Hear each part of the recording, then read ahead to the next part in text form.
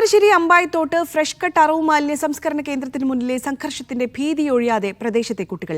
ഗുരുതര വകുപ്പുകൾ ചുമത്തി പോലീസ് കേസെടുത്തതോടെ അച്ഛനും അമ്മയും അടക്കം ഒളിവിൽ പോയതോടെ പല കുട്ടികളും ബന്ധുവീടുകളിലാണ് കഴിയുന്നത്. പോലീസിനെ പേടിച്ച് രാത്രിയിൽ ഉറങ്ങാൻ സാധിക്കുന്നില്ലെന്നും സ്കൂളിൽ പോകാൻ കഴിയുന്നില്ലെന്നും കുട്ടികൾ പറയുന്നു.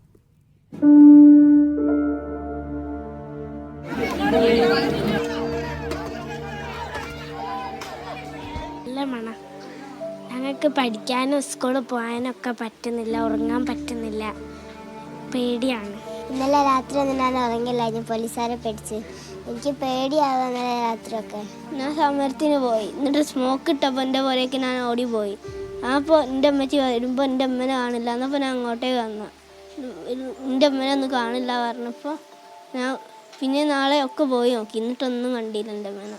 ആളൊഴിഞ്ഞ വീടുകൾ, അച്ഛനമ്മമാർ എവിടെയാണെന്ന് പോലും അറിയാതെ കുട്ടികൾ, കുഞ്ഞുങ്ങളുടെ ഭയം നിറഞ്ഞ മുഖം. ഫ്രഷ് കട്ട് സംഘർഷം ബാക്കിയാക്കിയത് ഇതൊക്കെയാണ്. പോലീസുകാർ രാത്രികാലങ്ങളിലും വീടുകൾ കയറിയിറങ്ങുമ്പോൾ പിടയുന്നത് കുഞ്ഞു മനസ്സുകൾ കൂടിയാണ്. സംഘർഷങ്ങൾ ഏറ്റവും കൂടുതൽ ബാധിക്കുന്നത് കുട്ടികളെ കൂടിയാണ്. അതിന് വലിയൊരു ഉദാഹരണമാണ് കരിമ്പാലക്കുന്ന് ഭാഗത്തെ കുട്ടികൾ. സ്വന്തം വീട്ടിൽ നിന്ന് പുറത്തിറങ്ങാതെ, സ്കൂളിൽ പോലും പോകാതെ, രാത്രി ഒന്നും ഉറങ്ങാൻ പോലും ആകാത്ത അവസ്ഥയിലാണ് അവർ. പഠിക്കാൻ പറ്റില്ല, ഞങ്ങൾക്ക് LSS ഒക്കെ ഉണ്ട്, അത് നല്ലോണം പഠിക്കാനൊന്നും പറ്റില്ല. സ്കൂളിൽ പരീക്ഷ ഞങ്ങൾക്ക്, അതുകൊണ്ട് ഞാൻ പോവാണ്ടിരിക്കാനും പറ്റില്ല. എനിക്ക് എൻ്റെ അനിയത്തിക്കും ഇപ്പോൾ അലർജിയാണ്. എനിക്ക് സ്മെല്ല് ഭയങ്കര അലർജിയാണ്. പരീക്ഷാകാലം അടുക്കുമ്പോൾ പഠനം മുടങ്ങുന്നതിന്റെ ആശങ്കയുണ്ട് രക്ഷിതാക്കൾക്ക്.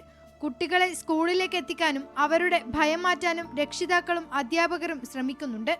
കുട്ടികൾക്ക് കൗൺസിലിംഗ് നൽകാനും ശ്രമം നടക്കുന്നു. എല്ലാ ആണുങ്ങളും ഈ വീടുകളിൽ നിന്ന് പോയിരിക്കുകയാണ്, ഭയമാണ്.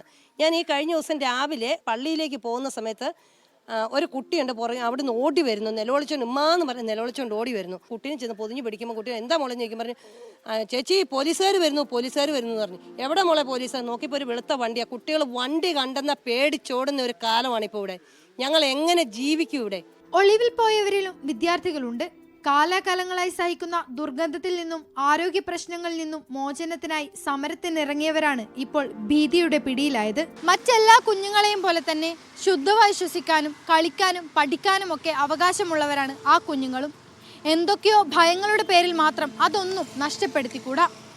അവരെ പഴയ ജീവിതത്തിലേക്ക് തിരിച്ചു കൊണ്ടുവരാൻ കൃത്യമായി കൗൺസിലിംഗ് നൽകാനും അധികാരികൾ ശ്രദ്ധിക്കണം.